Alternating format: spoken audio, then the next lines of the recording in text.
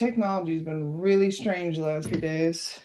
God, we can thank the Frankly, sun I'm for that. getting fed up with it. I'm like, what is your malfunction? Giving us a hard time for no reason. And again, I feel like the energy's been really crazy the last couple days. Have you noticed that? Yeah, it has been. Well, collectively, we're going through a heart opening, like a big heart opening. So it's like a big purge of heavy emotions and grief that we've been holding on the heart. And then next month will be like a collective purge from the stomach. So I can talk about that a little bit.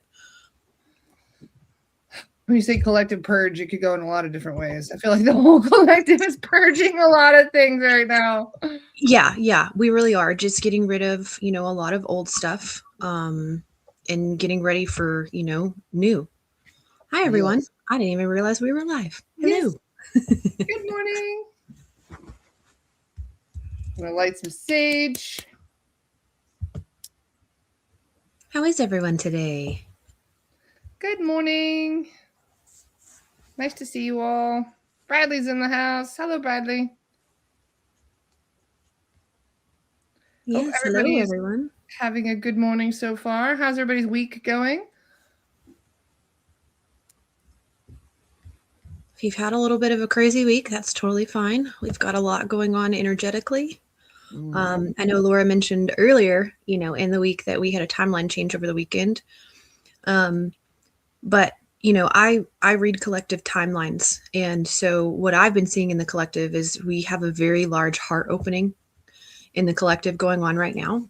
So that means that our hearts are opening to more unconditional love, and that our heart chakra is actually activating our higher heart chakra as well. So our higher heart chakra really leads into divine unconditional love. And so those are kind of merging right now. And so if you have grief, especially grief, from losing a loved one or anything like that, it can kind of just rise to the surface right now.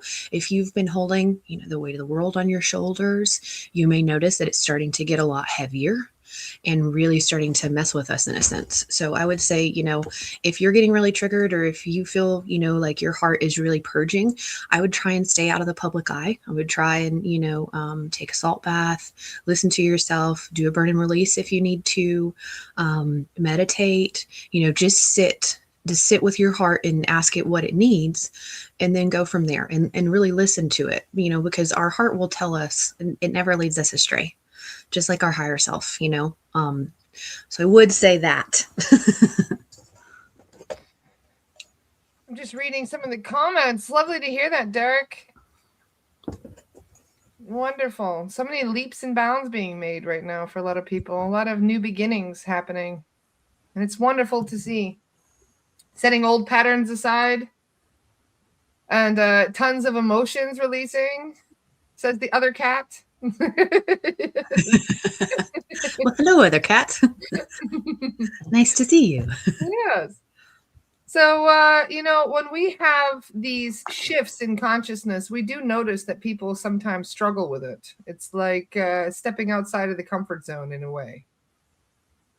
It is, and it's a big step out of your comfort zone, and if you look at, humans, and in a general sense, we like normalcy, we like a schedule, we like a routine. Even if our routine is kind of chaotic, we still have some type of routine. And I think what's happening right now for a lot of us is our routine is getting messed up. And Yeah. so, and that kind of plays a little bit into what we have going on emotionally, because all of our bodies are connected. We have, several different bodies besides just our physical body. Our four main ones are physical, mental, emotional, and spiritual. So all of those in conjunction with our heart are kind of being upgraded right now through our heart opening. And so if you have a lot in your emotional body that's stuck, you may have a crap ton of emotions coming up. If you have a lot in the mental body that's stuck, you could have lots of running thoughts and lots of stuff going on in the mental mind, and it's hard to kind of shut that off. Physical body, if you're having physical aches and pains, it's just an ask, ask your body, where is this coming from? Is this, something that I can address and work through? Is this something that I need help with? Do I need to reach out to someone else? Or is, there's something small, what's the smallest thing that I can do right now to help me feel better? And that's one of the things I like to ask myself regularly, especially when I'm not feeling good or when I have something, going on. So I just wanted to say something to Meg as well. Meg, I see your comment, honey, and my sincere condolences to you Aw, for the loss of your love there. Can yes. only imagine what you're going through. Giving you big, big hugs, Meg. Yes. Yes, of course. So these shifts that are happening, I feel that a lot of this is being released, but it's also making space for new things to come in. Yeah. So there seems to be a lot of people who are kind of grieving what they've lost, myself included. I've had some things that I've been trying to kind of grieve and release. And then when that happens, you start to notice there's certain voids in your life that need filling too. And it calls attention to those. And a lot of those are also lacking of self-love to start filling those voids with love for yourself. Yeah. Especially for people that are dealing with family troubles right now. There's a lot of people in the collective that are having very painful karmic situations in family. So Yeah. Family relationships, repeating cycles. yeah. One thing about repeating cycles is we're kind of at a precipice where some of us are kind of getting out of what we call the healing stage and into the activation stage of our lives. We're in the last big purge before our body starts to activate and our gifts really start to turn on, and our soul path, we're stepping on to that soul path fully and moving through that. And I think what a lot of people don't realize is if you're not addressing the nervous system and making sure that when you get these upgrades, you feel safe in your body, then your nervous system will freak out and you'll just start looping back into those old cycles and all of that old stuff because your body doesn't feel safe. And so that's where nervous system regulation, deep breathing, and just addressing, what's coming up for you. When stuff comes up for me, I always like to ask, myself, is this something coming up for me? Am I being spiritually attacked? Is it the latter? Or is there something that I'm processing, maybe subconsciously that's going to come in? Because I will say starting tomorrow through January 26th, I believe, from what I've channeled, we have the collective heart opening is really starting to ramp up, and we're starting to purge a lot of old feelings and emotions and all of that. And so I would just say, take it easy, love yourself, find ways to show acceptance and love for yourself. Because that's the biggest thing, I think when it comes to healing, and it's acceptance of yourself and who you are and where you're going. Because, you can't be this awesome, amazing, spiritual badass who helps tons of people if you can't help yourself or if you don't love yourself. It's kind of, you have a bunch of holes in your cup and you're trying to fill your cup up and it doesn't get full. So how can you truly help someone else if you don't have a full cup? Well said. So focusing on your own needs right now is one of the most important things. Yeah. Yeah. Yeah, for sure. A lot of us tend to put our own needs last. We do the opposite of what we're supposed to be doing. Yeah. Yeah. And that's a form of, I call it a loving form of self-sabotage. You're sabotaging yourself out of the love that you deserve, by doing some of those things. And that's okay if you're doing that, but it's just, let's take a deep breath and figure out why. A lot of people don't ask why. Why am I doing this? Or why do I have this happening? And I think when you are able to answer the why, it makes it a lot easier for you to go, oh, well, I don't want to keep looping in that cycle, or I don't want to do this anymore. And then it makes it easier to take those steps kind of out of that darkness or out of that current situation that you're in. And you can be more spiritually selfish. And that's not a bad thing. Having strong boundaries, putting yourself first, making sure that your well-being is taken care of, because our guides are amazing and our higher selves are amazing, but we're boots on the ground. So we have to have and do things in our normal, regular routine that are taking care of us on a physical, mental, emotional, and spiritual level. And so, if That's why, one of my daily routines is I check in, I meditate every morning, but I also check in with my mental body and my emotional body and my physical body every day.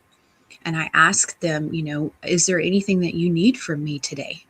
And I do all of this before I ever tap in with any of my guides, because I need to know myself and my energy first.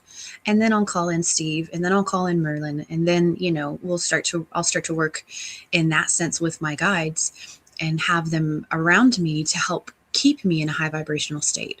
Or if I'm struggling, having a bad day, or really processing a lot emotionally, that's when I tap into my guides and I say, hey guys, I just want to let you know that I'm going through this. I'm sure you already see it, but please keep me, protected in that sense, because I am going through something emotional and I do need to make sure that I can address my heart in a safe space. Yes. And sometimes, people say, I don't know why I feel what I feel. And sometimes it might not even be you. It might be energy you're picking up from other people. It might be energy you're picking up from your environment, because everybody is stressing right now. And not a lot of people keep up with their spiritual hygiene. Not a lot of people keep up with their energy levels and are aware that they are depleted. So what happens when people aren't able to regulate their own energy? They take it from other people. Yeah. So even if you're regulating your energy, if other people around you are not, you can end up losing a lot of energy in that regard to other people. And that's why I recommended, a few minutes ago, time alone. If you're being triggered, if you have a lot going on, go, even if you have children, go to the bathroom for a minute. Lock the door. Lock the door, take a few minutes for yourself, go to the restroom if you need to, but put your hands under the water and allow the water to wash all your worries away. That's something I used to do, actually, I used to have very bad anxiety in college, like panic attacks to where I would almost pass out from hyperventilation. And so one of the many things that I do is when I would start to get emotionally raw like that, or feel like I wasn't fully in control of my body, I would go to the restroom.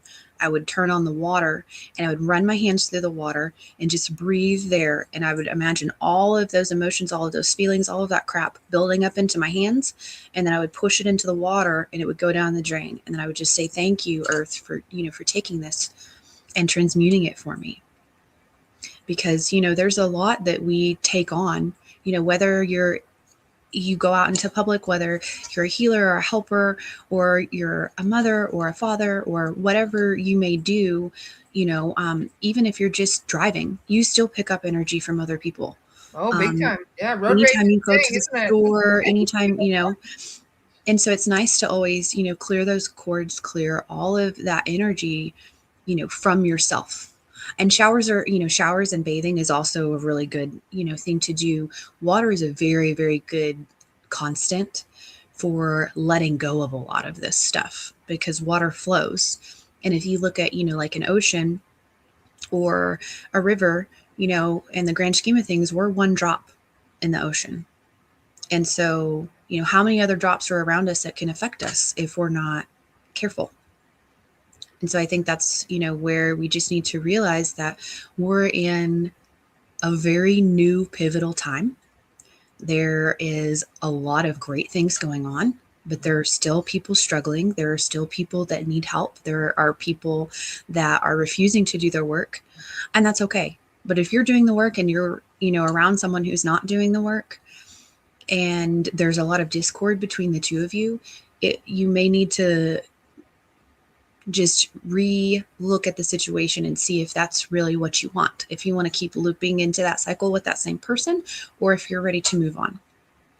Because unfortunately, not everybody is supposed to be in our lives for our entire life. Some people are meant to be here for a season. And, and then you have some that come and go. You don't talk to them, right, very often. But every time that y'all do, you come back and, it's just like the last time.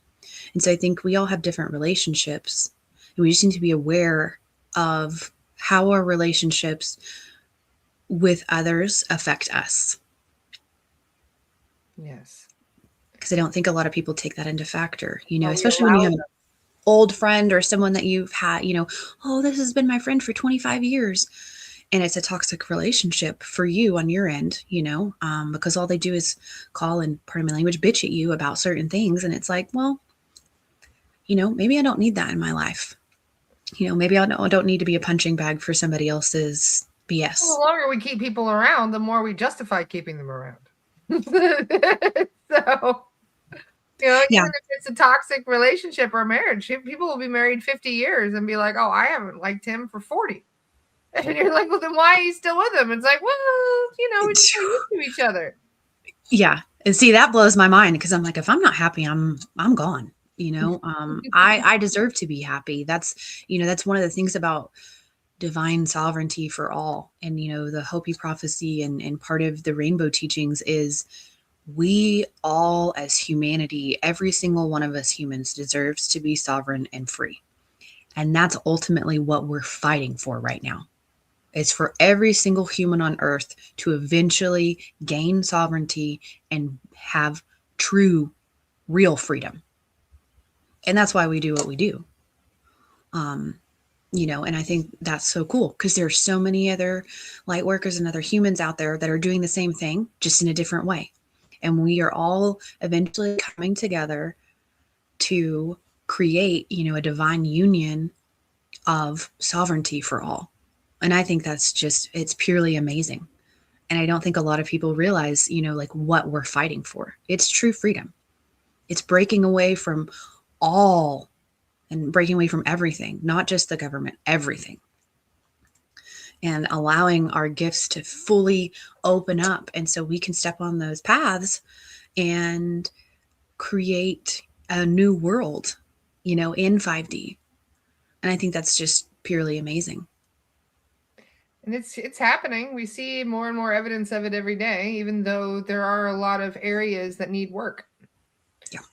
And Kat and I, we have been noticing this, especially with clearings, because the beasties are pretty desperate right now, aren't they? They're almost like in a panic themselves, acting very desperate. And so, I think that even they kind of can tell that change is coming. I think they can, especially. Yeah. Yes. And I think that's the big thing for the freak out that they're kind of having, is they can't stop what's happening. We're actually, from what I channeled in 2019 to now, we're ahead of schedule. Yeah. The energies that we're getting now, technically, we're supposed to be hitting in 2028. And so, when you look at different timelines, we're about 2 years ahead of schedule. And so that means that our bodies have 2 years that we have to catch up with really, really, really fast.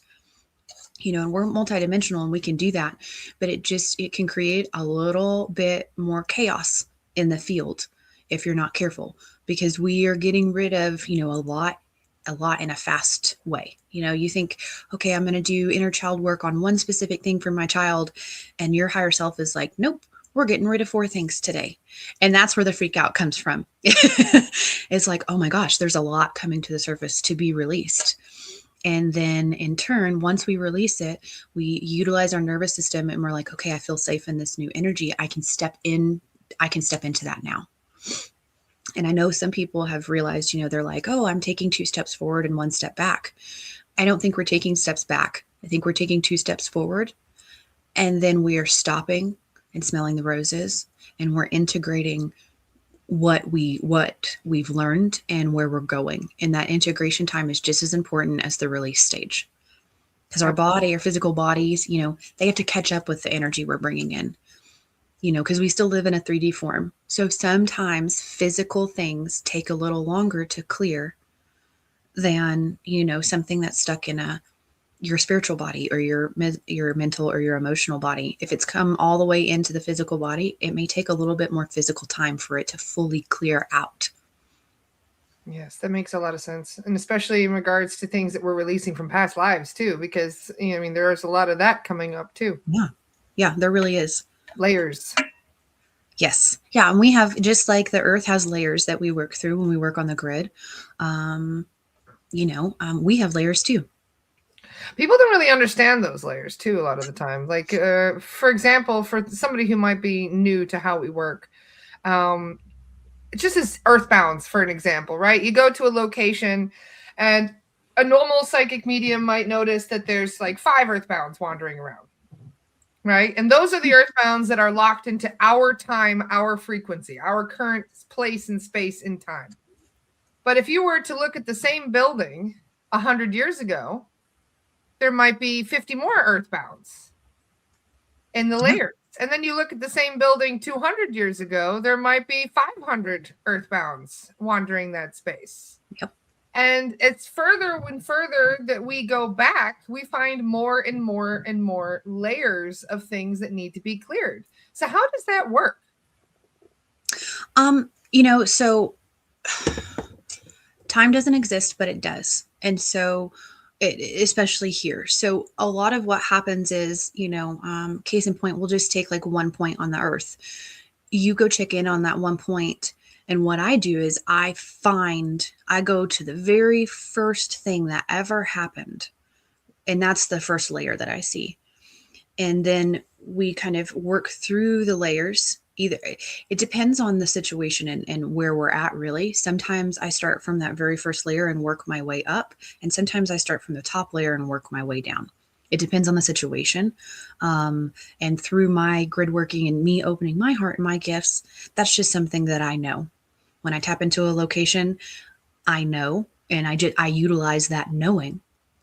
So, and I say, if you have innate knowings, start utilizing them, because they will increase your knowing and your intuition and your spiritual gifts faster than a lot of other things that you're trying. Is just leaning into that. But from that perspective, we go in and we look at all these layers. And so I go to the very first layer and I check it out. And then I see, okay, that's not ready to be cleared yet. Let's start at the top. Or, okay, this needs to be cleared first, and then we can work through the layers. But I see it almost like a spiral. So all of this stuff comes out. And so I work through the spiral, and then we release all those layers in one fell swoop. But what happens is Earth has been gridlocked for a long, long time. So when Tiamat blew up all those many, many, many, many years ago, she was so damaged by trying to heal and take in all the waters of Tiamat that she was kind of a shell of herself. It's almost a good analogy is, you accidentally get shot with a shotgun and you have all that buckshot in you. You live from that, but then you have 100 different places where you have holes, where you have a little bit of buckshot here, you have one here, and here, and here. If you go in and have surgery, that surgeon is going to take many, many, many, many hours trying to get all of that shrapnel, all of that crap out, correct? And they may have to leave some of it in if they can't, to protect you. That was the same analogy that happened to Mother Terra. Is she was hurt, she was broken, and they were able to gridlock her and take her power, take who she was. And then over all of the many, many years, basically what happened is the grid got worse. It got more and more locked through traumas, through trials, through tribulations, through people dying, through tragedies, through wars. All of that compiles in and it gets stuck into the grid, gets stuck into the ley lines. And so what I do when we tap into certain areas, we allow Mother Terra or Earth to breathe, because we're removing those layers. And so it's, it's like taking a huge load off your back. If you've gone hiking and you have a backpack, sometimes after hiking for a couple of hours, you're like, okay, I need to take my backpack off and take a rest. That's kind of the same thing. Is Mother Terra has had so many monkeys on her back that she's been pushed down into like the fetal position. And every time that we go in and we clear certain places on the grid, we allow her to stand up more and more and more. And that's beautiful and amazing. Because we're allowing her to breathe and grow at the same time that we breathe and grow. And that's why we're in unprecedented times, because we as a human, the human race, we're working towards sovereignty at the same time that Mother Terra is working towards taking her power back fully so that we can all not survive, so that we can all thrive together. We've been surviving, and now we're going into the stage of thriving. And so, and that's how I like to look at it is, we've been surviving for so long that it's time to get out of the survival stage, shut down the amygdala, shut down the fight or flight, and we're going to go live in the rest and digest stage, which is the healing stage, and then the activation stage, and we can push forward as a collective humanity, because we're showing unconditional love for everyone versus just showing unconditional love for yourself, or maybe just your family, or just children, or even I know some people, they don't really like humans, but they love animals. And so if you don't like humanity, I would say, what's one thing that you can do to love yourself enough to reach out to another human and help them too? Because we all need a little bit of help right now. And so showing grace, I believe, is one of the biggest things that we can do right now. Beautifully said. Yeah. And with this whole grid thing and with Gaia awakening and healing, I feel like the ley lines are very important places to heal, because aren't these kind of like energy centers for Gaia? Yeah. So you can actually, if you're curious about what ley lines are, you can go to a website called Leylines. It's LEYLINES.net. And it will show you all of the different ley lines around Earth and how they conjugate with each other and how they make the grid. And so it looks like a flower of life pattern. If you zoom out, it looks like the flower of life, and where all the little intersections where the petals meet, that's where you have the ley lines. Yes. The nodes, anyway. Yes. And I will say, from many years ago, I used to believe that I was stuck, where I'm at, and I couldn't move, and I was kind of miserable for a while, just in my feelings and, downplaying that. But now I very much realize I'm here for a very specific reason. And until the grid is fully healed, I don't want to move. And even afterwards, I may not move, but that's my preference. I'm not really stuck here, but I have chosen to be where I'm at until the shift has changed enough, because my light is needed in this area. My light shines so bright and incinerate all darkness, but I hold, and just as many other light workers do, I hold such a high vibrational frequency by just me existing and me being in a high vibrational state, going to the grocery store or hanging out with friends or just going into public and doing anything. When I'm happy, when I'm in, my jam and I'm doing things, I am changing the perspective of everyone around me. Love that. And so are so many of y'all as well. And so that's why I'm saying, if you're really triggered and you're having a crap day, stay home and work on yourself a little bit, give yourself a break instead of going out and, utilizing that more negative energy that you're working through. It amplifies out into other people's fields if you're not careful. So you notice, like, if you're having a bad day and you're driving in traffic gets heavy, you may get cut off a lot. There's a wreck in front of you and you get stuck in traffic. All these possibilities can start to happen and pile up if you're in a negative state. But if you can turn that around and go, okay, I've had kind of a crappy day, but I'm going to breathe and I'm going to allow myself to accept that that's what happened, but I'm not going to carry that with me when I drive. And you push it to the side and you don't carry it. That drive home or that drive to wherever you're going is going to be easy. It's going to be free. It's going to be open. There won't be any wrecks. You'll catch every green light. And, and then that turns into, oh, okay, there's a homeless guy on the side of the road. I have $10 in my wallet. Let me go ahead and give it to him. Versus if you were in that negative state, you probably never even would have seen the homeless person on the side of the road. Or even, just been like, ugh, another human begging for something, and it's a different side to things. Yeah. Absolutely. A couple people wanted to know the website again, if you don't mind. Oh, yeah. It's leylines.net. Leylines.net. And ley is Ley. Yes. Leylines.net. There you go. So for somebody, do you don't mind explaining, somebody who's never heard of grid working, what is grid working? Yeah. So there are, I know I'm not the only grid worker in the world. There are tons of grid workers, but basically what we do is we have a very sacred connection with Mother Terra, Mother Gaia. And what we do is we work in conjunction with a lot of different inner earth beings normally to help Mother Terra rise in frequency. So we're working with the ley lines, we're working with the ocean, anything that you can think of that Earth has on her, forests, mountains, oceans, volcanoes, all of that. Some people are called to specifically go to those sites and raise the vibration by doing work in person. And then there are some people that astrally travel to those locations and they raise the frequency of Earth. So basically what we do is we're called to a specific place and we use our light to get rid of the darkness, to raise the frequency of that specific place. And so that's, kind of in layman's terms, how that works. There's so much more added into that. Just a general gist is that we're trying to raise the frequency of these areas so that way it raises the frequency of the collective as a whole. Yes. Yes. Love that. Yeah. Yeah.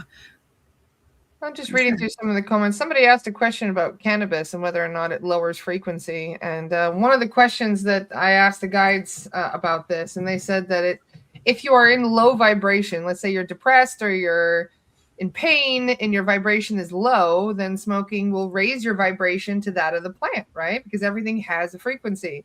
But if you're already very high frequency and you smoke, you lower your vibration to that of the plant. Yes. So that happens a lot, though, with pretty much everything that you eat. Everything you bring into your body can either raise your vibration or lower your vibration because everything in existence has vibration, right? So even your environment, if you are a high vibe person and you go into a low vibe environment, it's going to affect your frequency. If something happens in a location where like a ley line is, what happens to the ley line? If something happens, like let's say there's a disaster that occurs on a ley line, how does that change the energy of the area? Yeah. It lowers that vibration and then it makes it easier for people to really go into locations like that and either, pick up an attachment or get triggered in their own stuff. And so, there are lots of places around the world that we all know of where they do ghost hunts and stuff like that. And I know Laura agrees with me. I think that's super fucked up. Extorting an earthbound, someone who has not been able to cross over, extorting them and utilizing them, to make money off of. And I'm not talking, like earthbound checks. I'm talking about hundreds of thousands of dollars being spent on people getting scared or being terrified. Thousands of dollars. And people like seeing right now that they're all fighting over the Conjuring house. That kind of shit pisses me off. They're all like, "Oh, I'm going to drop $1.2 million into this rinky-dink old farmhouse just because I know I'll be able to scare the shit out of people with it later."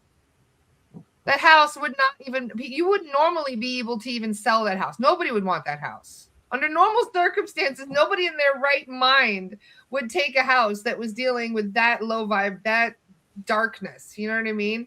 But instead, you have people fighting over the darkness so they can exploit it and make money from it. Yeah. And it grosses me out. Yeah.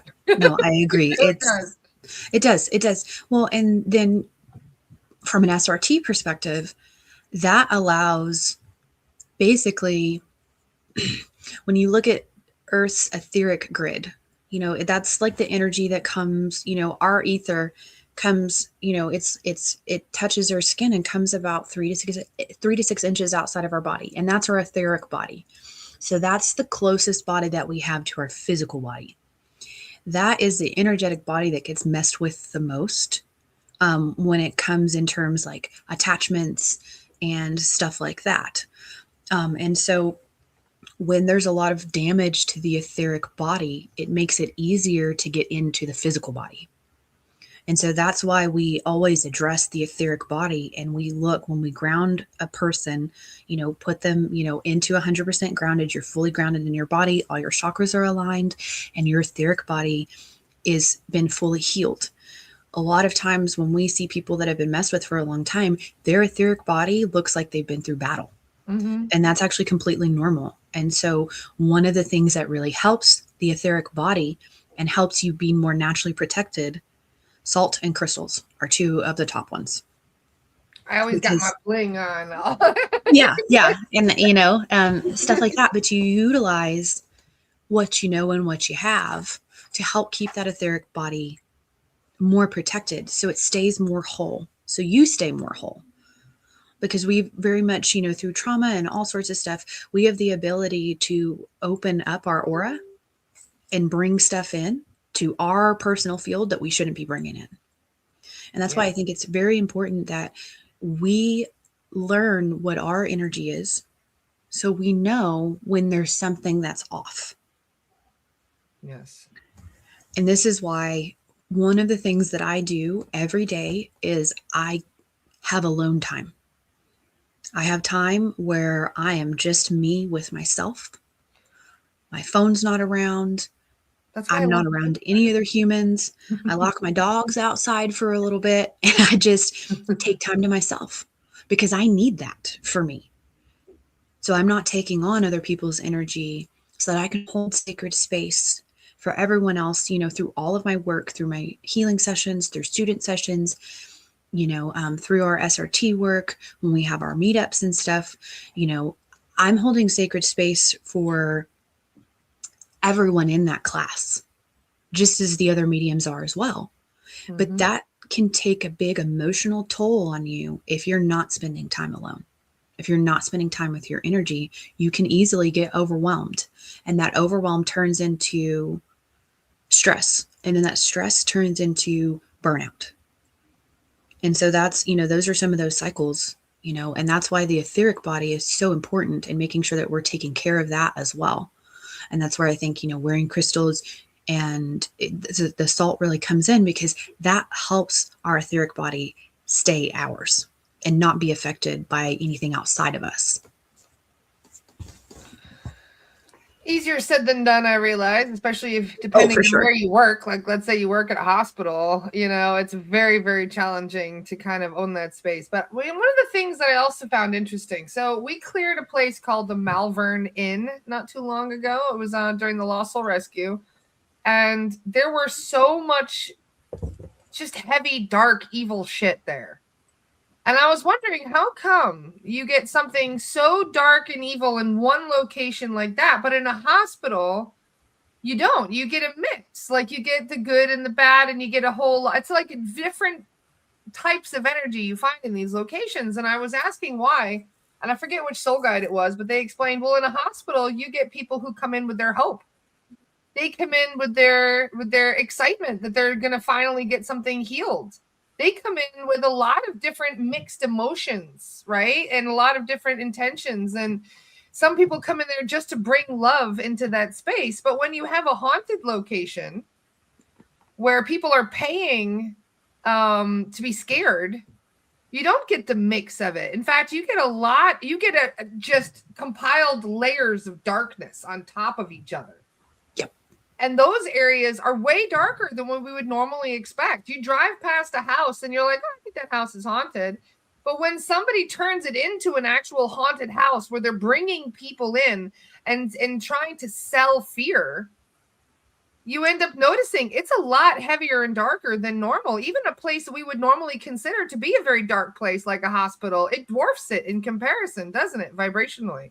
Yeah, it does. And I think a little bit of that goes into intention as well. When you go into the hospital and you're going to, see a loved one, or, something's going on, or even going in yourself, you're going to go in with a different vibration. Or if you go in with your, like, say I went to the emergency room and I had my fiance with me, we're going in because something's wrong, but we're also going in with hope that we will figure out what's wrong and we'll be able to heal from that. Yeah. And then I have psychic protection and all my guides there, because I know I'm going into a place where there is volatile energy and it's energy that's unpredictable. Yes. And so, you just have to be a little bit on higher alert versus those places where you pay money to stay, say you're in a haunted hotel and you pay money to get scared, that fear builds, and it builds and it builds and it builds and it builds, and it becomes a hot spot. Yeah. It becomes a dark pulse, basically. And it starts to kind of bleed out into certain areas, and with that house specifically that you were speaking about, I remember doing a little bit of research on the town after that LSR, and there were thousands of people who have moved out of that town over the past 20 years because they don't want to be there anymore because they can feel it. They feel like crap there. And it was dark, wasn't it? That was really dark. It was. And, it's not surprising that there were town members that had to leave because they could not handle the lower vibration. And then you have other people that are like, oh yeah, I want to go get the crap scared out of me. And that's fine if you like to do that, but please stay away from me. I don't like being scared. And then we got the ghost hunts in Scotland where we're like, here, have a shot of whiskey, have a dram of whiskey before you go down into the vaults. Yeah. Let's go and open up that etheric body and allow you to get that attachment a little bit faster.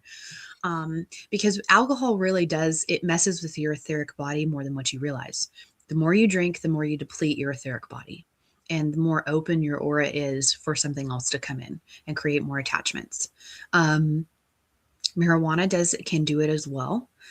If you are smoking in a fear-based state, or if smoking or using marijuana, whether you do edibles or whatever, it can bring you down vibrationally and cause more fear or anxiety. So if you're smoking and it causes fear or anxiety, I would say, do what you can to kind of cut back. I will never tell anybody to quit anything. If it's working for you, that's great. Because we're all different. And so there may be something that works great for you that doesn't for me. And that's 100% okay. Yeah, no judgment. Yeah. And I think someone mentioned psychedelics earlier. So like mushrooms, they naturally will raise your vibration.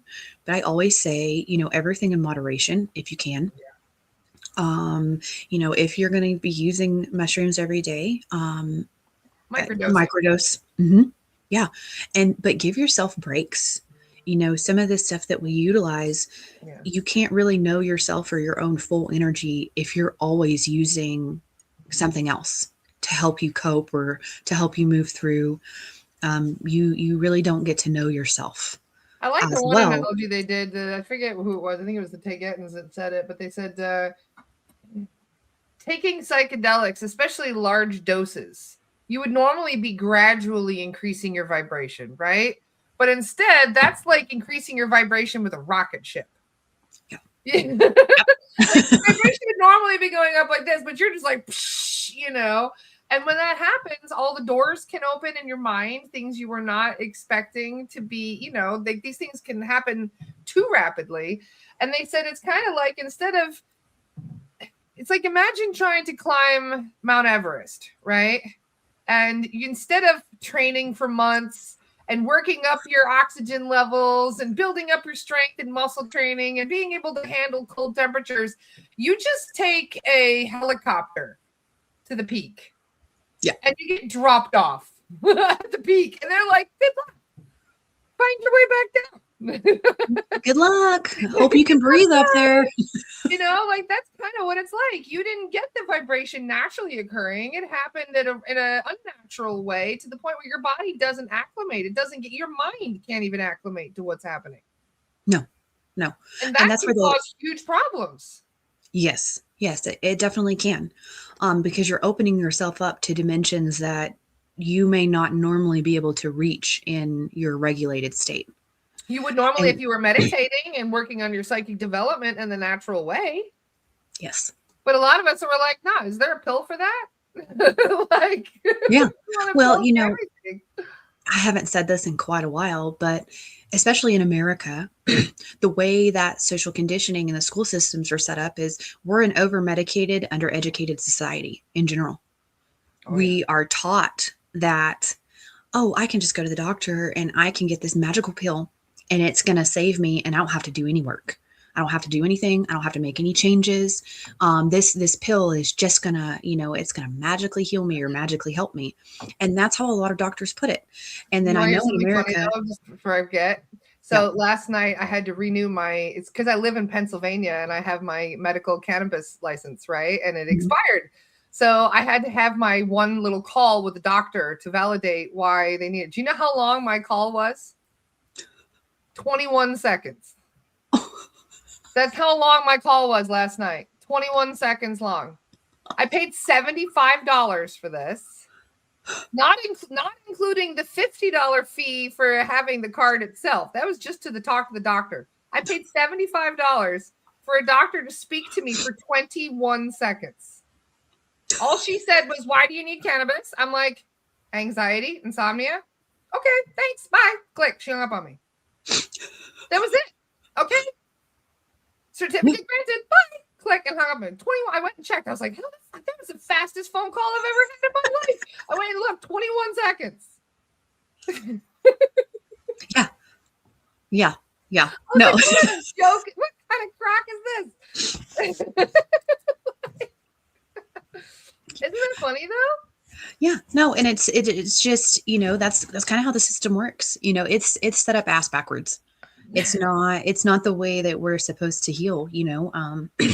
I've always believed that when you have an issue going on, you go within first. You figure out if it's something that needs to be addressed, and then if it does, that's when I go to the doctor.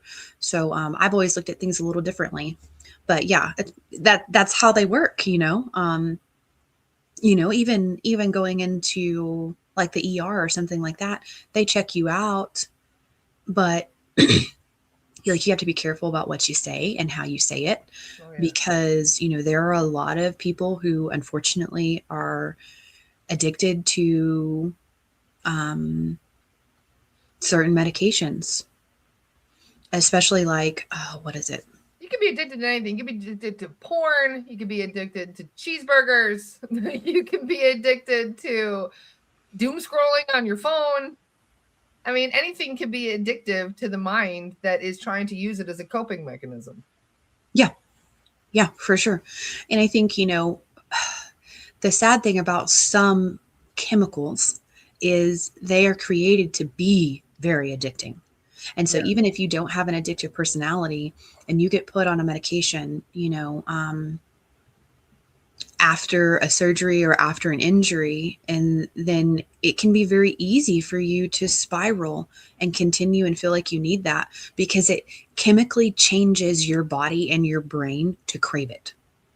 Mm-hmm. And I think that is why I don't agree with a lot of the medical system, is because they're just like, oh, you have this issue. We're not going to address the emotional body. We're not going to address the mental body. We're not going to address what you're eating. We're just going to give you this pill and we're going to tell you, oh yeah, this is a magical pill. It's just going to make you feel better. Or this is something you're going to have to be on for the rest of your life. And I don't agree with that. I saw somebody saying that they're going to pass a law requiring doctors to have nutritional training. And I was thinking to myself, I thought they already did. Well, I thought you're supposed to learn about nutrition as a doctor. How the hell? Nope. Can you end up a medical doctor without studying any form about nutrition? That doesn't even make sense to me. Nope. And again, if you think about it, you also get medical doctors who'll get on the horn with these marketing specialists from the pharmaceutical companies. And they'll be like, what is the best way to use this pill with this pill? And they're like, I took marketing. How am I supposed to know? I went to school for selling shit. How am I supposed to know what medications are going to counteract with what? They don't, even the doctors don't know this. How are the technicians supposed to know? Yeah.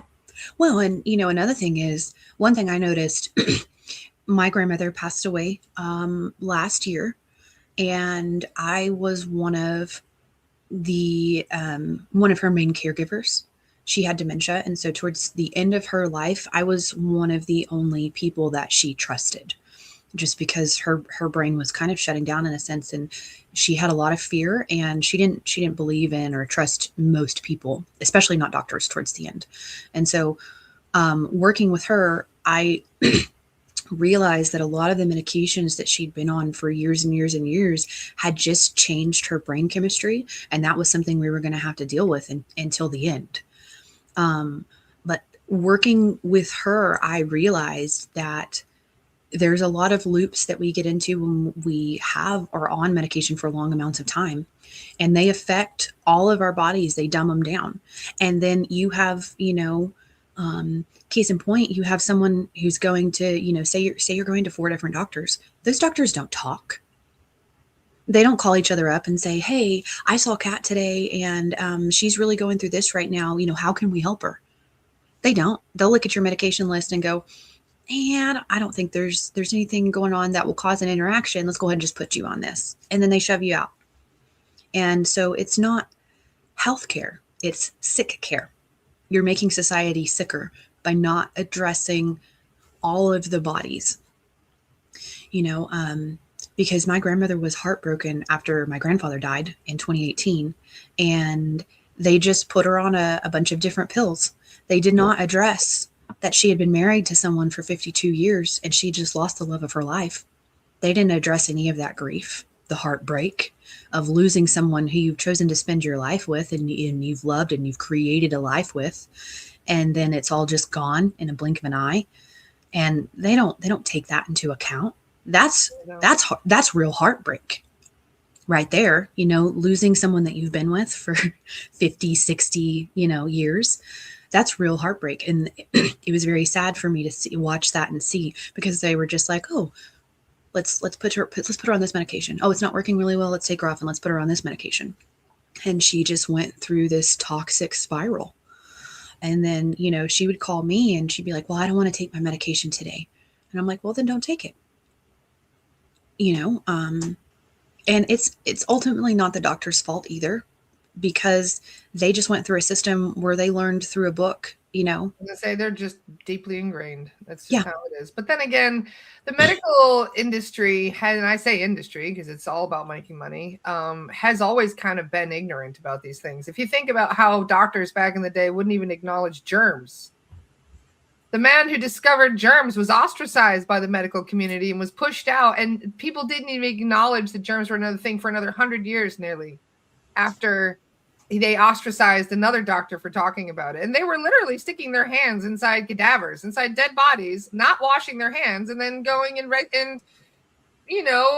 delivering babies, and then wondering why the women would die of sepsis. Yep. And had no idea the correlation between the two. And you couldn't tell them anything. If you tried to educate them about germs, you'd be thrown out. They'd be laughed out of the medical industry. Yeah. So that just goes to show how much progress has been stifled just through arrogance. Yeah. And how many people have died? How many thousands of women wouldn't have died if those, had they just been open-minded?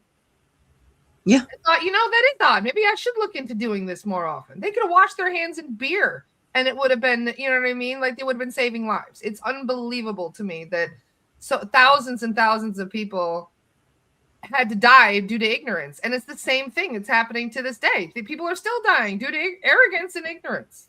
Yeah. Well, medical malpractice is one of the leading causes in America of deaths. Yeah. Because we talk about holistic medicine and we get laughed out of the room. Yeah. Well, like even from like an MD state to a DC state. So a DC is a doctor of chiropractic and an MD is a medical doctor. When you look at their schooling, chiropractors go through 4 times the amount of hours learning about the nervous system, learning about all the systems of the body, learning about nutrition, and learning. And doctors didn't want to accept chiropractic for how many years? No. And you know what? It's ass backwards because most chiropractors have to get I know in the state of Texas for sure, 36 hours of continuing education every year to keep their medical license. Whereas MDs only have to have 12 hours every 3 years to keep their medical license. How ass backward is that? It just goes to show there's a lot of fixing to do down here. Yeah. And so everything is ass backwards. Well, and that's what we're creating is we're creating a new world. We're creating a new society And so there are a lot of things, not only in the medical system, but all other systems that humanity is getting tired of. And so that's why we're here, boots on the ground, is we're here to change those systems. Yes. We're here to change ourselves and say enough is enough. You know, yeah, Dipti, my current doctor is a DO as well. So if I go to the doctor, I go to a doctor of osteopath. They're a mix between an MD and a DC, in my opinion, because they, while they do medications, they also look outside of the box, and they're more holistic, and they look into more, they're more likely to put you on a supplement or something like that versus a hard medication right off the bat. And so I say, use your discretion. There are some amazing, great doctors out there, and there are some very crappy, shitty doctors out there. So if you go to a doctor and you don't resonate with them, it's 100% okay to go get a second opinion or to go to somebody else. Don't ever let anybody tell you that your intuition is wrong. And I think that's, especially in America, I can only speak for America because I've lived here my whole life. But I will say we're conditioned at a very young age, especially women, to not utilize our intuition and who we are. We very much have that kind of beaten out of us in school and in other ways, so that we're complacent and we don't think, we don't ask these questions. We don't think outside of the box. And that's very much what's ending is, I like to call it the dark feminine, but we're rising in our femininity and saying enough is enough. I'm done with this. I'm not going to do this anymore. I'm not going to allow this to happen anymore. And that's a really big thing that's happening right now. It's in both the feminine community and the masculine community. A lot of humans are saying enough is enough. I'm done with this. I'm not doing this anymore. We're going, hey, I've been to this doctor and they've done nothing to help me. So what can I do to help myself? One of the best things you can do is focus on your own needs and start taking better care of yourself. And then the system won't be benefiting from you and not taking care of yourself. Because how many people eat a poor diet, right? The food is poison. Then you get sick. Then you go and you spend all this money trying to get better. And it becomes this cycle. This is why they give you horrible food while you're even in hospital. They don't even feed you well while you're in there because they don't even understand the importance of starting, you know what I mean, with taking better care of yourself in general. It's not just about popping a pill. Yeah. But also breath work, getting outside, time in nature, releasing cortisol. We've noticed a lot of times, because I do a lot of psychic surgeries on people, that, when their nervous system gets out of whack, everything starts to go out of whack with it. Yeah. It's like the precursor for health problems. Yes. So we start to notice the nervous system is out of whack, then the endocrine system goes out of whack, then the cardiovascular system goes out of whack because your heart is overcompensating. And then the rest of the system, it starts to fall like dominoes. And people don't understand where this is coming from. And it all started with stress. It all started with stress, overwhelm, and burnout. Yep. Yeah. And that's where the nervous system is going, hey, I can't do this anymore. We've got to change. We've got to do something. And that's why I think breath work is very, very important, is because we don't always address that.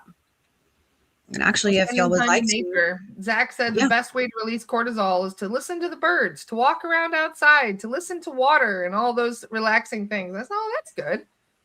Getting a massage, doing things that helped your body to get out of that stress, that fight or flight mode. Yeah. Yeah. Yeah. And breath work is one of the easiest ways. And actually, if y'all would like to, we can do a breath. We can do a little bit of breathing right now just to calm our bodies down if y'all would like to. Maybe the guides were around. Maybe we could get a clearing at everybody, and then we could do a little bit of grounding and do some breathing exercises to be good for stress relief. Yeah, for sure.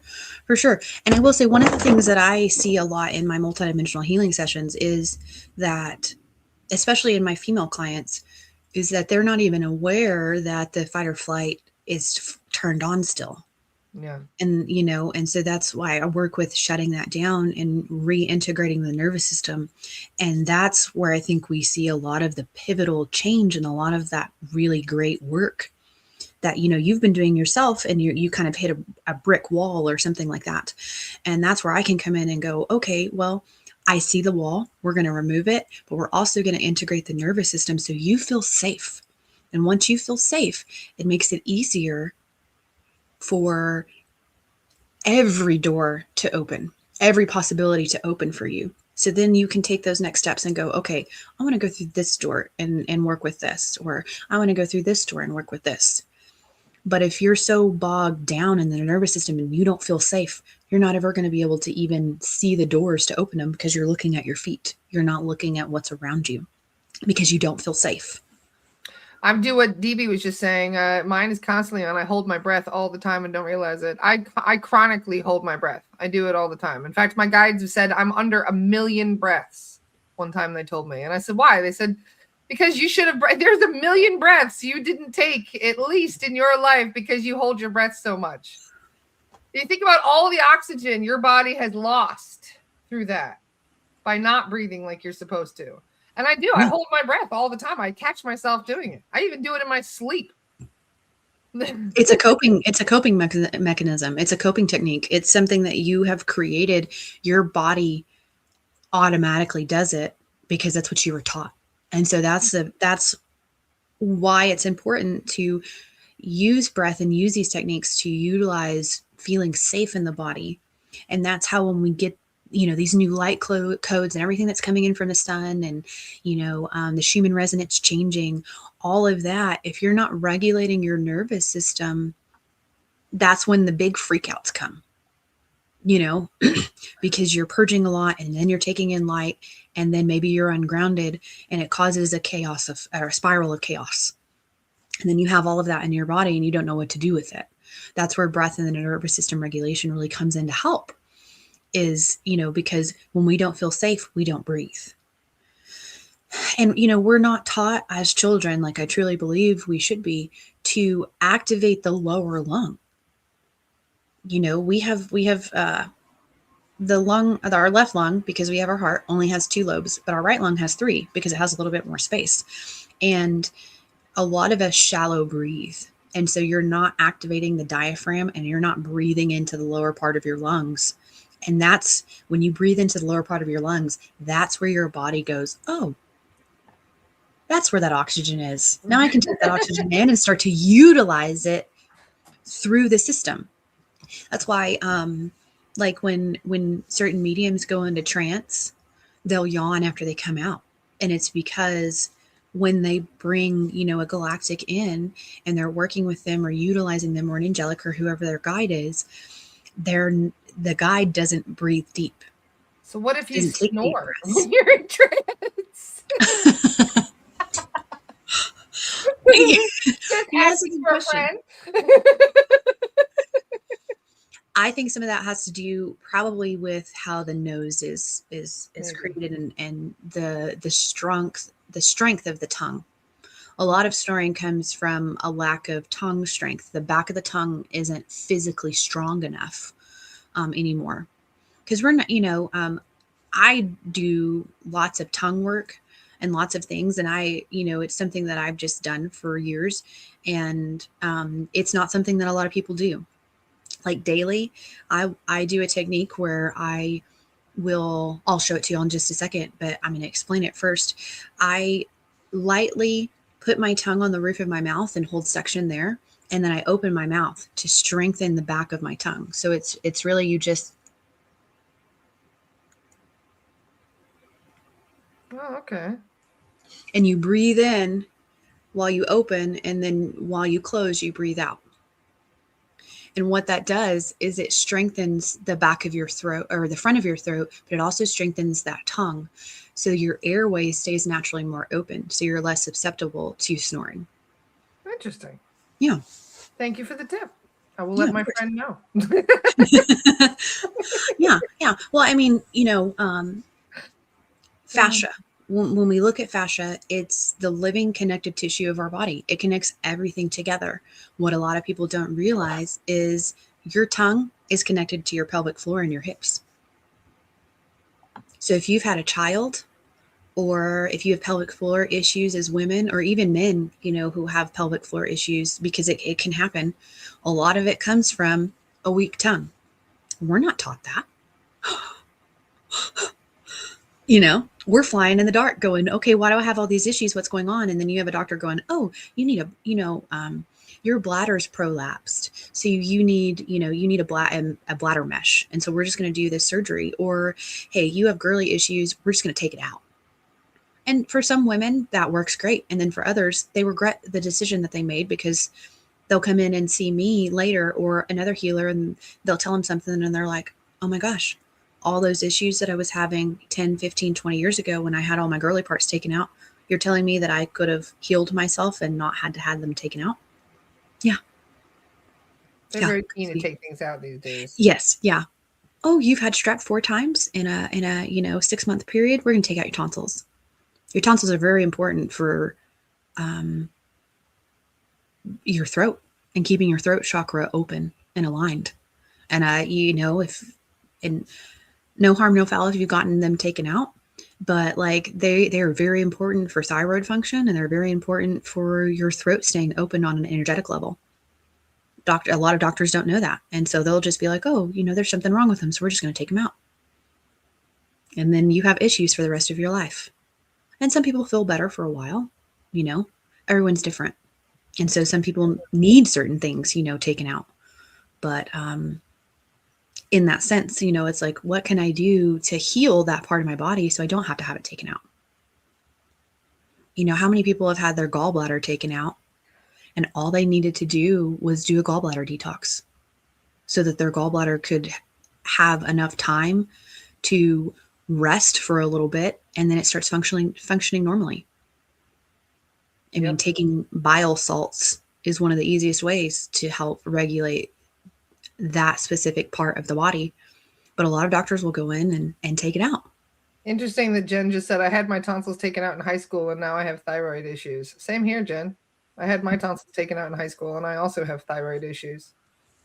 So anything is possible. The thing is, it's so hard to navigate so many different opinions in regards to health.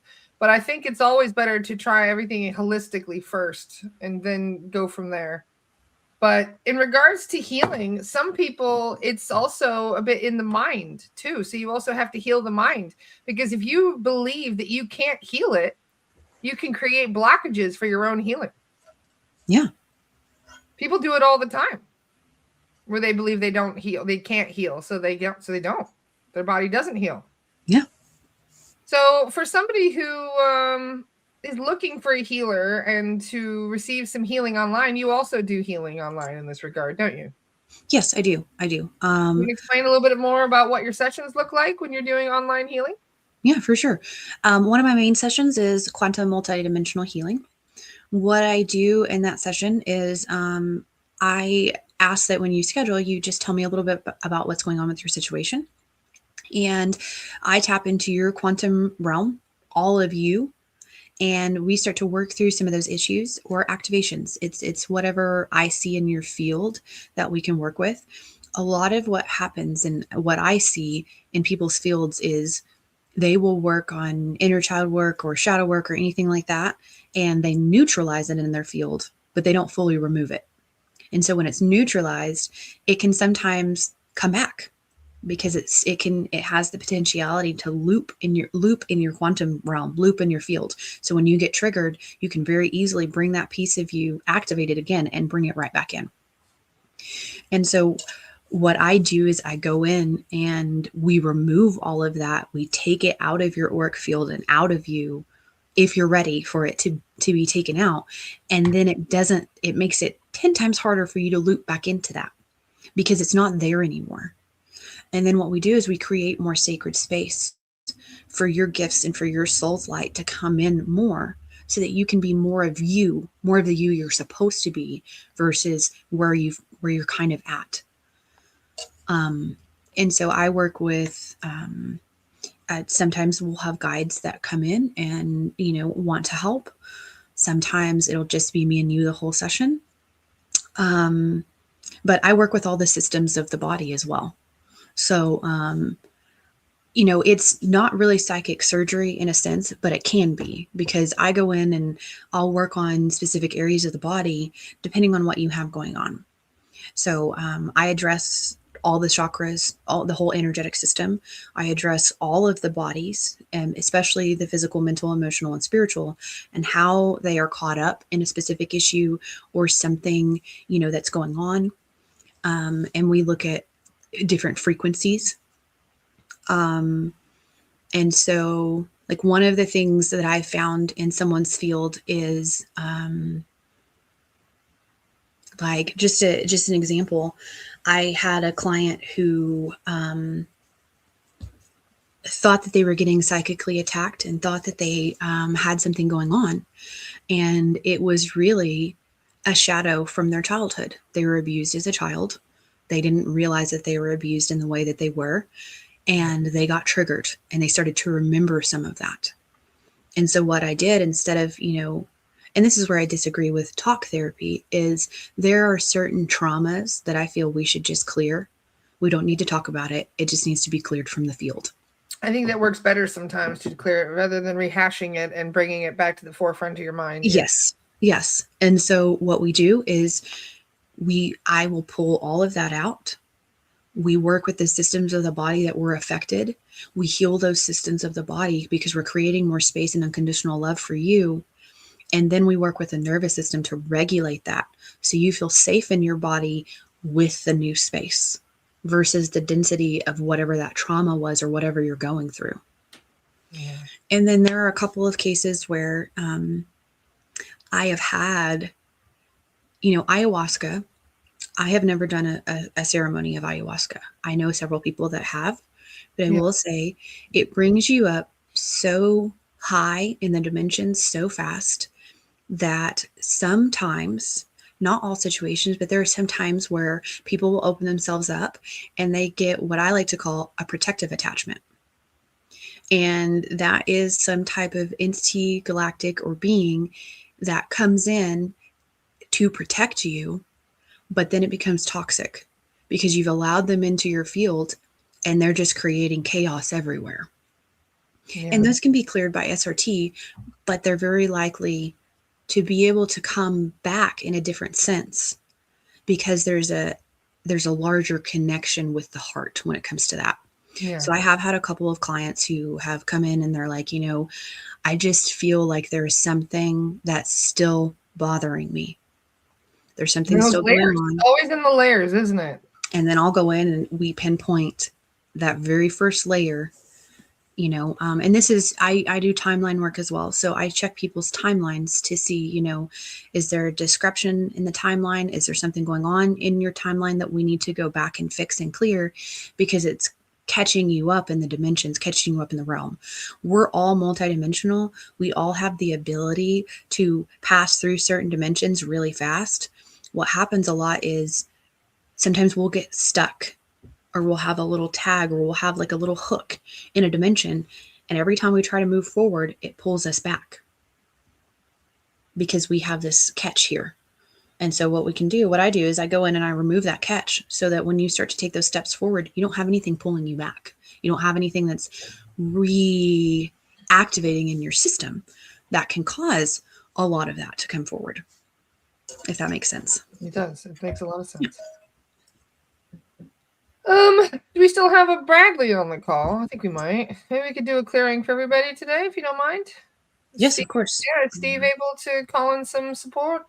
Yes. Steve says we have 125 other Andromedans with us today to help. So we do love our Andromedan friends. Thank you. Called in the team. So yes, if you would like a clearing, heart healing. Pop it in the comments. If you want to get cleared. Say it out loud. We'll have the guides do a quick check, and then we could do a little breath work, perhaps, and teach a couple little tricks in regards to releasing stress from the body. Yeah. And releasing stress is very important. I think a lot of us, we get stuck in cycles where we'll self-sabotage and we don't feel like we're worthy of not having stress. And I will say, you deserve the world. Yes. So, don't self-sabotage. It's easier said than done, of course. Installations are ready. Wonderful. We got all kinds of backup today. How exciting. Yeah. Cool. So, grounding. It's probably one of the most important things that to start with. Yes. Yes. Yeah. Every You're time grounded you wake fully in up your in body. the mornings, ground yourself. Yeah. And you can do that by walking barefoot outside. You can do that by having a nice sea salt bath. That is also very grounding. You can eat grounding food, but the most, I think, effective is visualization. Yes? Visualizing roots. Yes. Visualize it growing out of your chakras and anchoring roots down deep into Gaia's energy. Yeah. Yeah. So I like to envision myself as a tree. And so, like with a very big, beautiful tree, you have a root system, but then you also have a canopy. You have a treetop. Yes. And so we can grow roots up to source, up to spirit. We can also grow roots into earth, as above, so below. So what I like to do is I allow myself to grow the roots into Mother Terra, into Mother Earth, Gaia, and I push that down until I feel cool, calm, collected, relaxed. And then what I do after I've done that is I go up above and I make that sacred connection above and I build my canopy. So I allow those roots to kind of come out and attach to those higher realms and attach to source and attach me. So I'm divinely connected above and below at the same time. Beautiful. Thank you for that explanation. Yeah, of course. Of course. I can hear Levy snoring. I was like, what is that noise? Oh, yeah. Sorry. I have Levy in here. I forget. I was like, we were just talking about snoring. She is a snorer. Yes, she is. When she lays on one specific side, she snores a little bit. I forget. I'm used to Zoom, and they have the noise canceling on Zoom, and I forget. You can hear the little sounds. She's Yes. so So if you hear some snoring, it's just my sweet dog. She's laying at my feet, enjoying her nice doggy dreams. We didn't think it was Jordan, When he does snore, he snores a little bit louder than that. Oh God, I love it. I can't wait for our ghost busting tour. It's going to be so much fun going across the UK together as a group and doing clearings and resetting ley lines and all of that. Oh, I'm very excited. De-haunting ghost tours where they're trying to make money off of Earthbound. Not on our watch. Not today, sir. Uh-huh. Or ma'am. Because I know there's some women who do it as well. Not today. Nope. So, one of the things that you were also doing very soon, when is your grid working class? Oh, yes. I have Discovering Gridwork. It's my new masterclass. It's actually next Friday, January 23rd at 3:00 p.m. Central Standard Time. I do have that on my website. And if you follow me or friends with me on Facebook, I did make a post about it yesterday with the link so that if you are interested and would like to sign up for that. Basically, what we're learning in that class is how to grid your home specifically for protection, prosperity, and abundance. So when we grid our homes, we essentially are setting the intention that it's only our energy or our family's energy that can come into that. So it creates like a sacred portal that really helps keep our home more divinely protected so that it is a safe space for us. Because our homes should all be sacred, safe spaces. And sometimes they're not. Yes. And, especially with houses, like if someone has died in the house or someone was murdered in the house or someone committed suicide in a house, and then you move into that house and all that energy hasn't been cleared, there's an opening there. And there's an attraction point, basically, for more entities or other things to come in. And it can cause and create an issue. So what I'll be teaching and what we'll be learning in this class is how to properly grid your house, the four corners of the house or the property, the home, and then you have a center point. And what this does is it regulates the energy of what's going on in your home with earth. And so by doing that, it creates a protective force field above and below as well. I just And dropped a so, link in the chat for the sign up. It's on your page. So if you thank you. click the link, you'll be able to follow Kat's page as well as see the post about the grid work class. Yes. And this is a class that I will run a few more times throughout the year at different times, because I know that there are many people all over the world. And so I do want to be able to try and offer this for, if you live in Australia or you live in the UK or you live somewhere else and this time doesn't work for you, that is 100% okay. I will also be recording it.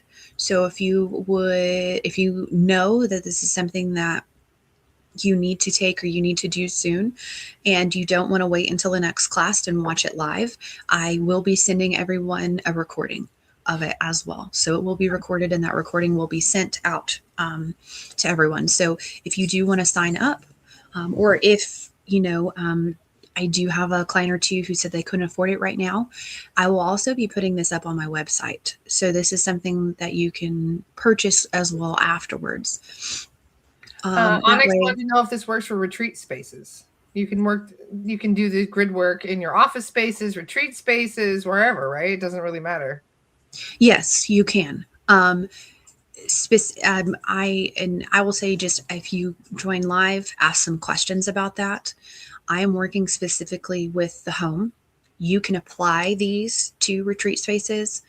This is not something that you can apply to a regular space that you go to, like a school or a hospital or like a doctor's office or anything like that. That's not what this is for. This is for gridding your home and your sacred space, your property. If there's an extension of your property and of who you are, your sacred space, like my massage and my healing room is a sacred space of mine. So that was, I gridded that as well, so that it's another form of a sacred space for me. So yes, of course, you can do that for retreat spaces and for stuff like that. But I always just say, if there's a public place where a lot of people come, that's not what this is for. Yes.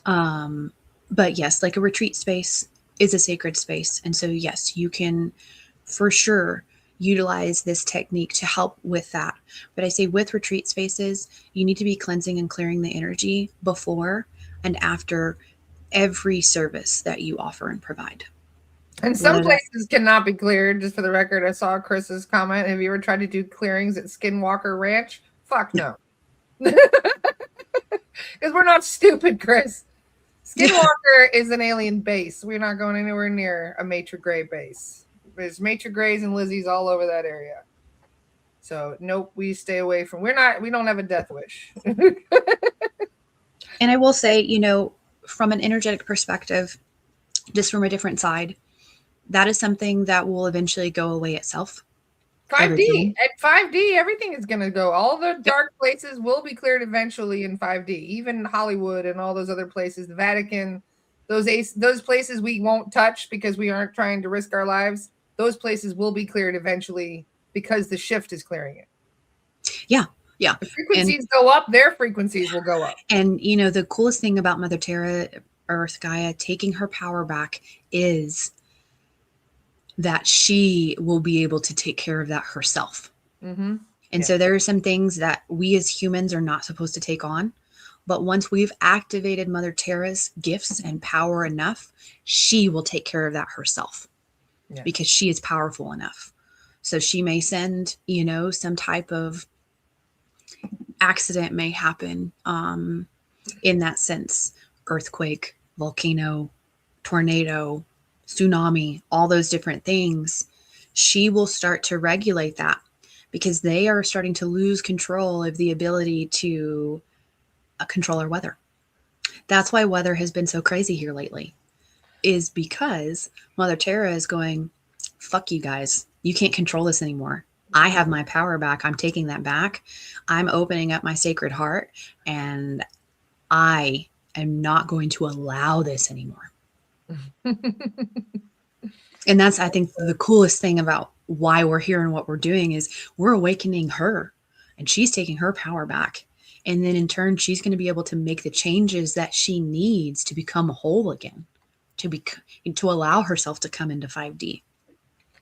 And I would just like to say to each and every one of you out there, if you took the call and you said, yes, I'm here, I'm proud of you. Everything that you've gone through in your life has led you to right now, to right here. You're exactly in the right moment and you're here at the right time. And you are doing the right thing. So continue to push yourself a little bit past that limit. Take breaks when you need, but love yourself enough to know that you are here for a reason. And it's your job ultimately to figure out what that reason is and to utilize that and start to move and heal and grow and help yourself become part of the Lightworking Collective, because we're creating a divine grid. We're creating a golden web. And that golden web is going to help Mother Terra be able to take her power back fully so that she can eventually bring back her etheric field, bring back her aura and her divine force field. And that's where the rainbow comes in. Is like when I have done, many channelings, and I love to channel. One of the things that I've looked at is I went back in the timelines to look at what Mother Terra and what Mother Tiamat looked like before everything happened.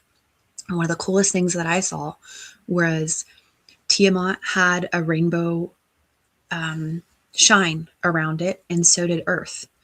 And so Earth was a sacred clay planet, and Tiamat was a sacred water planet. They were twin sisters, essentially. And what they did is they utilized the rainbow to send healing frequencies back and forth, and to stay alive back and forth, and to stay in divine union and proper union with each other. And then they helped sending frequencies to all over the galaxy, to the Pleiades, to the different planets in the solar system, to all of these different systems. They all worked in conjunction and helped each other. And then when Tiamat blew up, it caused such a discord in the entire Milky Way galaxy that planets were thrown out and off of alignment. Earth got trapped in a specific way. Yeah. They were able to take over and utilize different planets because of that. And so the coolest thing I think about this is, as Earth is healing, the whole entire Milky Way galaxy is healing. Yep. We're healing Venus. We're healing Mercury. We're healing Mars. We're healing Jupiter. We're healing Saturn. We're healing Pluto. We're healing all of these other planets.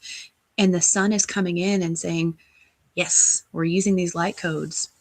And so, the really cool thing that I think about multidimensional reality is we have the capacity and the ability to allow planets to start working with us, and to allow our guides and these different, very loving light beings like our Sirian friends, our Pleiadian friends, our Andromedan friends, and those are just 3 small examples, to come in and to help us excel and to grow in our gifts and grow in who we are.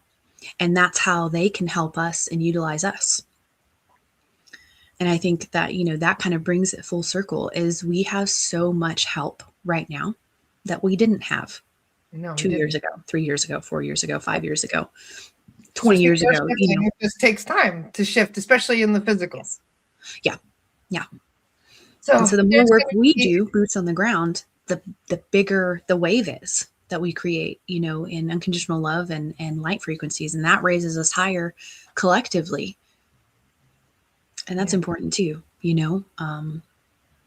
can't stop us now. Yep. Of course not. You can try, but it's not going to work. And I just wanted to also say that Kat is, for those who don't know, Kat is one of our senior SRT mediums. She helps us out with our crazy caseload of clearings.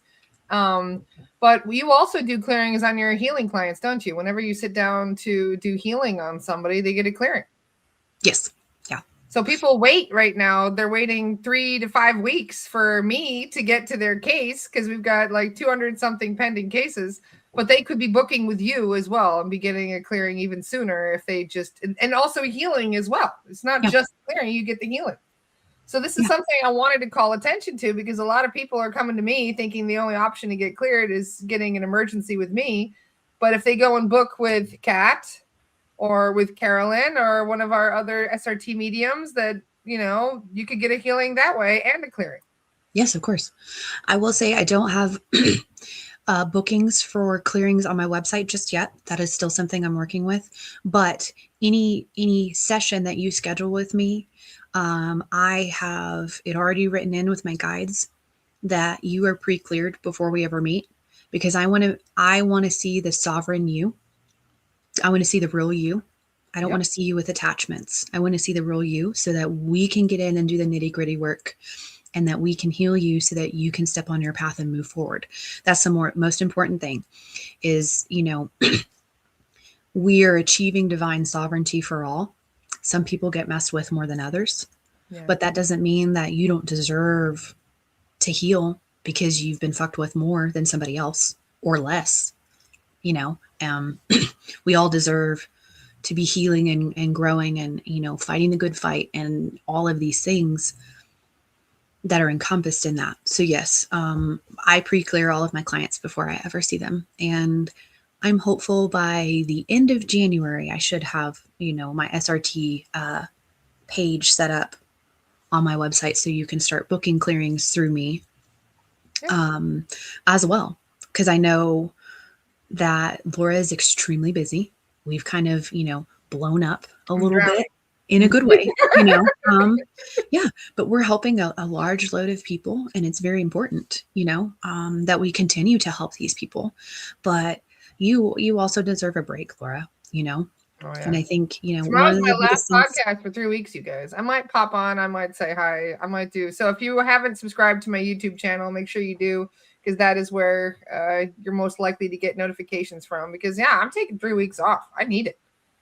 Yeah, you deserve it. And that's the biggest thing, is what a lot of people don't realize is you deserve to take that break. You deserve to have that much needed rest. You deserve that. And, thank you for holding down the fort. Yeah, of course. Always. always. Yes. But I think, especially in America, we are conditioned to work. We never take a break. We never take that. And I know, like, in the UK, it's different. They take their vacations. They take their vacation time, and I know, like, specifically for women, maternity leave here in America is shit. But in other countries, they get 3 months, 6 months off to spend time and bond with their baby. We don't get that here. But that's something that's changing, like what I've realized is America energetically helps the whole world. So what's going on in America can affect every other nation. Mm-hmm. And so the more that we change here in America, and the more that we take our power back here in America, the easier it becomes for everywhere else in the world to take their power back. Yes. Well said. Yeah. And then, there's a lot of changes. And so I will say, Earth is about to start making moves. She's about to start changing. Her geography is going to start changing soon. And that's what we don't need to fear. We need to allow ourselves to take that step forward into our gifts and into who we're becoming, But I will say, from the forefront of just living in America, there's a lot of shit that we need to change. There's a lot of stuff that needs to change. And it's in every single system in the world. Oh, yeah. It's all part of the design, I think, of the system. Yes. And now people are at least recognizing that it needs to change. So that's a start, right? They say the first thing you got to do when you're trying to make change is get out of the denial phase. Yeah. We've been in that phase a while. Yeah. So I think we're finally shifting from that. We're pivoting from that perspective a little bit. Yeah. Pivoting from denial into taking action. Yep. Yeah. But you guys make me feel a lot better. I get lulled into a false sense of security with the world feeling better, because I recognize how much of a close-knit and loving community we have. And then I step outside the community and I'm like, holy shit, the rest of the world isn't like this, is it? No, yeah. I can talk about anything I want with you guys, but trying to do that with normal people, they look at me like, who's this crackpot? Yeah. Yeah, for sure. Yeah. But I I've wouldn't do been it called to some you guys. pretty I'm crazy telling things over the you. years. Everybody says that I do wonderful things for you guys, but it's trust me when I say it's reciprocated. You guys keep me sane too. Yeah. So thank you, Well, we're a everybody. team. There's no I in team, and that's something, that I learned at a very young age. There's no I in team. So you're not an individual. You're part of a wonderful team. And we all do different things. Like Adriana is very, very gifted when it comes in terms of Akashic readings and helping people with their soul guides. Yep. And Carolyn is very, very connected with the angelic realm. So she handles and connects with the angels, and she's really great at that. And Bradley is a solid, stable, divine, masculine male presence in our community. And I mean, he does a lot of badass work as well. Yes. He has a lot of really cool guides that he works with. And, he's Bradley's a kind big of Care a, Bear. he is, but he's the type of masculine that we need to stay grounded, and then I come in with the grid work. And I'm able to work through timelines really fastly, work through the layers very fast, and just see things from a different perspective. And we all Everybody see has things their from own different strengths. That's why we call ourselves the Avengers. Yeah. We all have our own strengths and gifts. And then, Laura, you're the lighthouse. You are the one on the forefront in the public eye, more so than a lot of us are. And you're helping us, kind of push ourselves out there and get more into the public eye in a loving way, by allowing us on your podcast and by promoting us and just by loving us in the way that you do with your big open heart. And so it takes a team like that. I just felt Fergus pat me. Good job, love. Good job. Like, you did good. But yeah. I mean, it's the five of us working hand in hand together. That's what's creating this big ripple and this big wave is we are choosing to work together through the discord, through the things that are thrown at us. Because we've had a lot of little things that have happened over the last 6 months that could have torn us apart if we chose to let it. But we have continued to. Yeah. We chose to double down and say, no, I'm going to love. I'm going to unconditionally love Laura, and we're going to work through this. I'm going to unconditionally love everybody on my team, and we're going to help each other through the highs and through the lows. And I've always got your back, and you've always got my back. And I think that's where 5D is going, is we're finding relationships, friends, work relationships where you just innately know that I've got your back. I'm always there for you. Even if we're not talking, even if we don't talk for 6 months, like from that perspective, I have friends that I don't talk to very often, but they know in their heart, if they called me and they're like, Cat, shit has hit the fan, I need your help, I'll be there, whether it's in spirit or physically. And I think that's what we're creating. And what a lot of people aren't realizing is we need co-creation. We need each other. We need a community, because our community helps us create more light.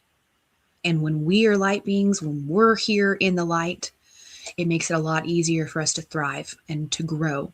And then it also helps Mother Terra more than we can even realize. Starts to take web, her right, Carolyn? It's the gold web we were talking about. Yes. Or as somebody said earlier, the golden hung moon. Yes. Yes. And that to us, yeah, that's exactly how it looked. Yeah. Yeah, for sure. It really is. I love that movie so much. I know, right? It was really good. Awesome. Jordan and I actually listen to the soundtrack, and we'll be singing in the car together, and all sorts of. My son's 16, and so he gets embarrassed a little bit easier because of his age and stuff. So sometimes a couple of weeks ago, we rolled down the windows and we're like singing in the car, and I had the windows locked. So Jackson couldn't roll up his window, and he was like so embarrassed, squishing down in his seat because we were singing like really loud at a stoplight, and he's all, Mom, stop, you're embarrassing me. And I'm like, I don't care, bro. I don't care at all. Not one bit. I'm loving myself. I'm loving everybody else. And we are really expressing ourselves in 5D and through unconditional love. Someone asked about the monks What do you think Um, about what the monks are doing? That's what Siddhartha, or I should say Angelica, commented on, was that the monks, they don't come out in times of peace. They come out, they don't leave their place of their home because they want to see the world, because they, you know what I mean? They're trying to enact change in the most peaceful way they can, just by yeah, being present. they're creating peace through the chaos. Mm-hmm. They're choosing to make a stand. They're high frequency too. They're traveling. Their high vibration is traveling very slowly across the country. That's very important as well, raising the vibes of the space that they go to. Yeah. Yeah, no, it is. It is. They are creating more sacred change, and they're creating ripples of peace and unconditional love by just merely existing. Yes. You know, monks like that, they are very unconditionally loving. They're very naturally more high vibrational because of the unconditional love that they have opened within their hearts by the techniques that they utilize and do, and how much alone time they spend in nature getting to know themselves, so they know what their triggers are, so that they can unconditionally love through all of that. And it creates just a divine space for them to be able to walk and grow and create a more loving community by just walking and expressing who they are and their unconditional love. And that's what I think is one of the coolest things about their walk in general, is so many people are getting excited. Oh, the monks are getting close to me. I can't wait to give them a rose or give them a bottle of water or to help A couple them. people are like, can't wait to give them a Bible. Oh my God. Please don't give them a Bible. There's a couple people that were trying to Yeah, and that's totally. Yeah, but the thing about it is they can only carry, what they don't have backpacks. They're only walking and You know, I got carrying one of those things. in Aiden's, and we went out for Halloween, and in Aiden's bucket, we found a mini Bible. Somebody gave a mini Bible inside Aiden's skin. He was like, what is this? And I laughed so hard. I was like, just eat it. I told him to just eat it. He's like, Oh my gosh, that is hilarious. it's a cute little Bible about this big. It's a full Bible. little mini Bible. That's funny. It is anything. I was like, seriously? That's low. You got your Bible and your sweet tarts. Yeehaw. Oh well, thank you so much for today. I feel like my cup has refilled this morning. Thank you. I was a bit like over it today already. No, I get it. Stressful week already. Yeah. So, Well, we have new light codes coming in, and I think that can be a stressor, and people don't realize how light affects us and how these light codes can change us and make us feel tired, worry. It can, kind of make us feel a little uneasy as well because it's new. And like I said, we're in the precipice of all these new things. And so old coping mechanisms, old ways we used to cope or function may not work for us as well. And so that's where that change comes in and going, okay, this coping mechanism isn't working very well for me. What can I do to change it? Or how can I cope a little bit more in a different way? well said. And so this is something I actually want to show you. This is one of my favorite breath techniques. I don't know if there's a name for it. But basically what we're going to do is we are going to stimulate the vagus nerve through breath. So if it is safe for you to do so, I'm going to ask that you close your eyes. If you're driving or if you're at work or anything like that, keep your eyes open, please, so that you can stay safe.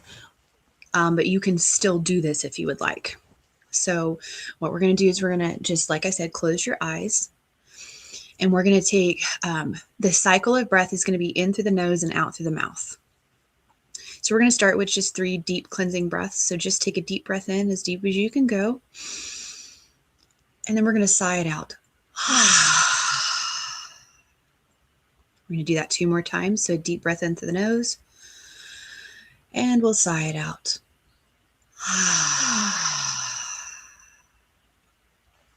And one last breath in through the nose. And sigh it out. Now we're just going to take one regular breath. So just take a regular breath at your own pace. And then the cycle of breath that we're going to continue is a 3 count in and a 6 count exhale. So this next one, we're going to breathe in for 3 seconds. So go ahead and breathe in through the nose. 1, 2, 3. Out through the mouth. 1, 2, 3, 4, 5, 6. Good job. So let's breathe in again through the nose for 1, 2, 3, and breathe out for 6. 1, 2, 3, 4, 5, 6. Good job. We're going to go back into breathing in through the nose for 3. 1, 2, 3, and out through the mouth for 6. 1, 2, 3, 4, 5, 6. Oh, good job. Okay, let's breathe in again through the nose for 3. 1, 2, 3, and out through the mouth for 6. 1, 2, 3, 4, 5, 6. Good job. Let's go again through the nose for 3. 1, 2, 3, and out through the mouth for 6. 1, 2, 3, 4, 5, 6. Good job. Let's continue for a few more breaths. So in through the nose for 3.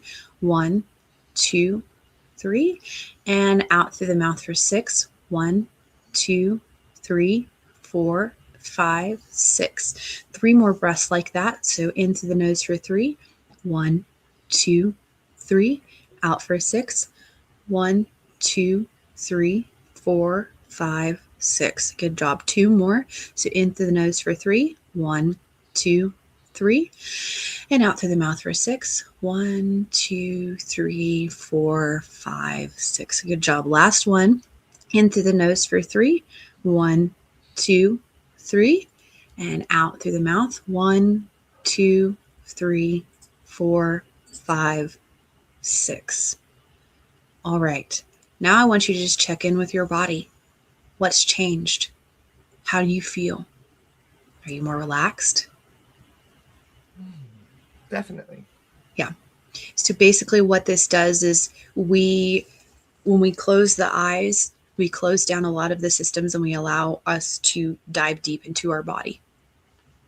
And then with that breath technique specifically, we are with the breath, the 3 count, and then the double of the exhale, we are allowing ourselves to stimulate the vagus nerve, which is one of the biggest nerves in our body. But it comes in the brain and travels throughout different parts of the body. What that does is we stimulate that nervous system and we go, okay, body, we're completely 100% safe. It's okay to relax. It's okay to let go of that tension. It's okay to relax those muscles. It's okay that, even though you're going through something, it's okay to put it to the side for a second. It brings you into the present moment instead of being stuck in the past or in the future worrying about things. And it regulates that nervous system so that you feel safe. And a lot of times when we feel safe, the body goes, oh, I'm relaxed. I like to do that for 9 breaths because after you get to 4 or 5, you start to relax. But we want to tell the nervous system that we want to stay there. So that's why we do it for 9. That's why I prefer to do it for 9 breaths starting off. You can do that breath cycle as long as you need to, but that's one of the quickest, easiest ways to get out of your fight or flight and into the rest and digest is by utilizing that breath and allowing yourself to just calm down. It reminds me of counting to 10 when you're stressing, but it's for the body rather than the mind. Yes. Yes. Well, and I think this affects all bodies. If you're focusing on your breath, then your mental mind will eventually shut off and those thoughts will stop running. Those emotions will stop flowing because you're focusing on the breath. And the breath brings you to exactly where you need to be because you're living in the present moment. And so it relaxes you, you feel safe, and then everything else, follows suit from there. Beautiful. Thank you. Yeah, of course. It's been a wonderful chat today. I've enjoyed every minute of this. Thank you, I know, me too. And we got some great advice, and I genuinely feel like we're all a bit more relaxed after this because I feel like I had a bit of a release through this conversation today. So thank you very much for that. I hope others also felt the same. And thank you for the clearing as well. Thank you, Steve. Thank you, Merlin. And thank Yes, you of to all our course. installation friends who also helped out through clearing on everybody today. Yes, yes, of course. No, So the I grid love work you, class Laura. is next Friday. So for those Mhm. of you who would like to join Kat's grid work class, make sure that you sign up. I'm going to share her link one more time for everybody, the website and it's on Calendly, right? The booking. So Yes. So you can go to my website. There is a link. If you scroll down on my main page, you will find the grid working link as well. It should take you straight to that Calendly. And I also, like I said, I made a post yesterday. I will pin that post to the top of my page so it's easier for everybody to find. But that way, you can, if you feel so called and you want to sign up right now, we can get you signed up and I'll see you next Friday. Or if you can't make it, but you still really feel like you want the, you want the knowledge and you're ready to utilize that, then you can always watch the replay. yes. And Yeah. don't forget that if you would like some healing sessions with Kat, you can book on her website, katherineirwin.com as well.